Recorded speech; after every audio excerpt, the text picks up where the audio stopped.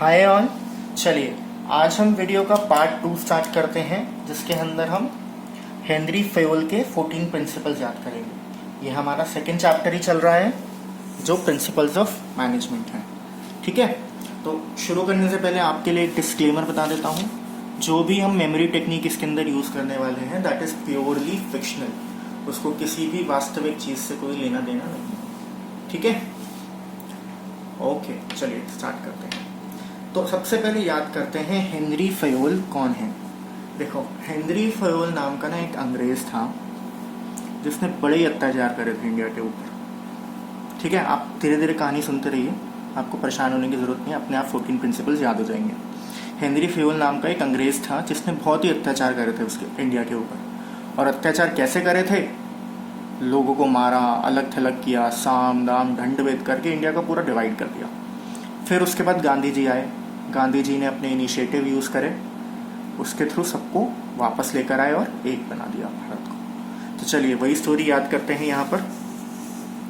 Henry Fayol नाम का एक अंग्रेज था जो बड़ा ही अत्याचार करता था। और वो अत्याचार कैसे करता था? एक स्वार्थी अंग्रेज ने इंडिया को उथल पुथल करके। हेनरी फेयोल कैसा था? स्वार्थी था।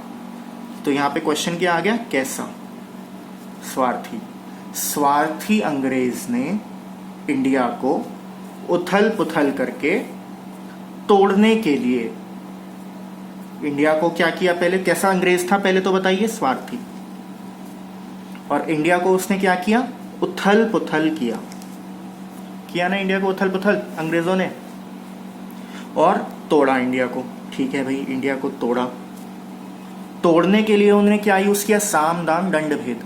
ठीक है, तो साम तो चलो उन्होंने क्या ही समझाया, उन्होंने सीधा दाम लगाया। दाम भी 2-3 चीज़ों के साथ लगाया, तो हम लोग याद करते हैं 2 बारी दाम लगाया और दंड दिया, और फिर लास्ट में भेद का यूज करके इंडिया के ऊपर अत्याचार किया। ठीक है, तो बताइए कैसा अंग्रेज था? स्वार्थी अंग्रेज। उसने क्या किया? उथल पुथल। कैसे? तोड़ दिया इंडिया को। और फिर उसने दाम लगाया 2 बारी। और फिर हमने कैसे? हमको दंड दिया और फिर भेद किया। ठीक है, चलिए फटाफट कैसा है? स्वार्थी अंग्रेज ने इंडिया को उथल पुथल करने के लिए तोड़ दिया और साम यूज किया, दाम लगाया, दंड किया और भेद किया। ठीक है, तो ये 6 चीजें तो हमारी यहाँ से निकल गई। उसके बाद फिर कैसे हम लोग बचे? फिर गांधी जी ने इनिशिएटिव लिया। गांधी जी ने क्या किया? इनिशिएटिव लिया। देश की कमान को संभाला, देश को दिशा दिखाई, लोगों को डिसिप्लिन किया, स्टेबल बनाया, जिससे देश में एकता आई और सब लोग इक्वल होकर अपना हिस्सा ले पाए। ठीक है, तो गांधी जी ने क्या लिया? इनिशिएटिव। देश की कमान को संभाला, देश को दिशा दिखाई, और कैसे? डिसिप्लिन करके लोगों को, जिससे हम लोग स्टेबल हुए, लोगों में एकता आई और सब लोग इक्वल हो गए। ठीक है, इतनी चीजें याद हो गई। कैसा? चलिए बताइए कैसा अंग्रेज था? स्वार्थी अंग्रेज ने देश को उथल पुथल करने के लिए तोड़कर साम का यूज किया, दंड 2 बारी लगाया, भेद किया और दाम लगाया। ठीक है, और फिर गांधी जी ने इनिशिएटिव लिया, देश की कमान संभाली, देश को दिशा दिखाई, डिसिप्लिन कराया, लोगों को स्टेबल हुए, जिससे लोग सबके बीच में एकता आई और सबने इक्वल होकर देश के लिए लड़ाई करी। ठीक है, चलिए कहानी याद करने के बाद फटाफट प्रिंसिपल्स याद कर लेते हैं। ठीक है, स्वार्थी का मतलब क्या होता है? सेल्फिश। तो सेल्फिश से हमारा क्या हो गया? सेल्फ इंटरेस्ट टू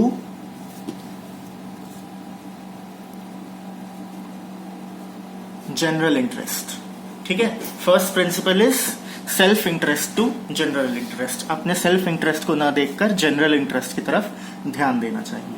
अगला हमारा क्या है, उथल पुथल, मतलब तोड़ देना, अलग अलग कर देना। दैट मीन्स डिसेंट्रलाइज और सेंट्रलाइज। इसका मतलब है साथ रखना और अलग कर देना, डिसेंट्रलाइज कर देना। तोड़ना, तोड़ने को हिंदी में बोलते, इंग्लिश में बोलेंगे डिवीजन, तो ये हो जाएगा डिवीजन ऑफ वर्क। अब दाम, दाम से क्या होता है, पैसा। लोगों को पैसा देते हैं ना, हम सैलरी देते हैं एम्प्लॉइज को, सैलरी की जगह हम उसे बोलेंगे रेन्यूमरेशन। सैलरी को एक और चीज बोलते हैं जिसे बोलते हैं हम रेन्यूमरेशन, तो एक्चुअल वर्ड है ये। ठीक है, स्वार्थी से क्या हो गया, self interest to general interest. उथल पुथल मतलब सेंट्रलाइज और डिसेंट्रलाइज।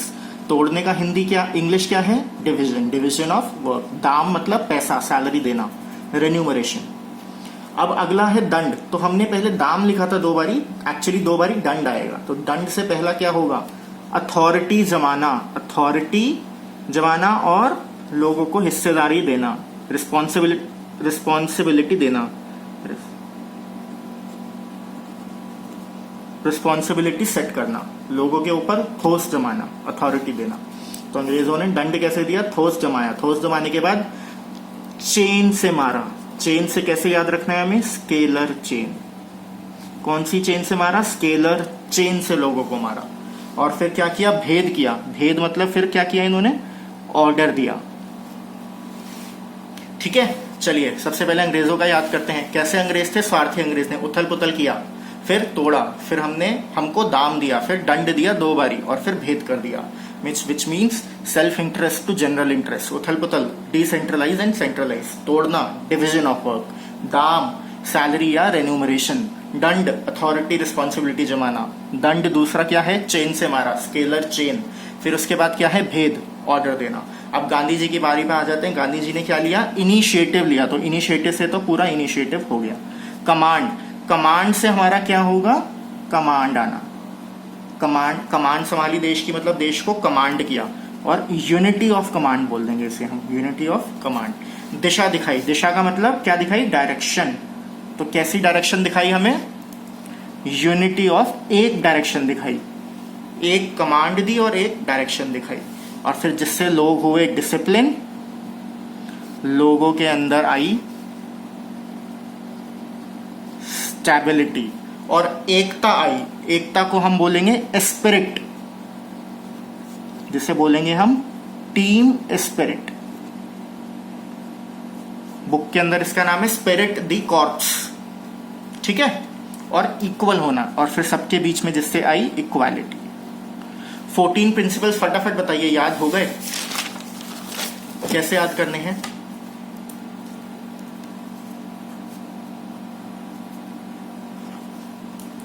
कैसा अंग्रेज था, स्वार्थी अंग्रेज। क्या किया, उथल पुथल किया। कैसे, तोड़कर, दाम दिया और फिर 2 बारी दंड दिया और फिर भेद किया।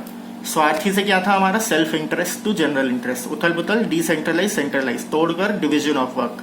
दाम, दाम से रेन्यूमरेशन। दंड, अथॉरिटी रिस्पॉन्सिबिलिटी और स्केलर चेन से मारा। और भेद किया, फिर ऑर्डर दिया। गांधी जी ने क्या लिया, इनिशिएटिव लिया। और फिर गांधी जी ने unity of direction the, unity of command संभाली। ये दोनों चीजें हमें दी। लोग जिससे डिसिप्लिन हुए, लोगों के बीच में स्टेबिलिटी आई, स्पिरिट आया, टीम स्पिरिट आया, और इक्वालिटी होकर सबने लड़ाई करी।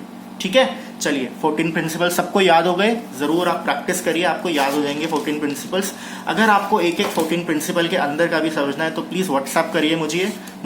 क्यों, क्योंकि हम लोग एक एक प्रिंसिपल को कैसे याद, पेपर में पूछा जाएगा मीनिंग, मीनिंग के बाद एक आएगा एग्जाम्पल, एग्जाम्पल के बाद आएगा उसका advantage and disadvantage, and then उसके बाद आएगा डिफरेंसेस।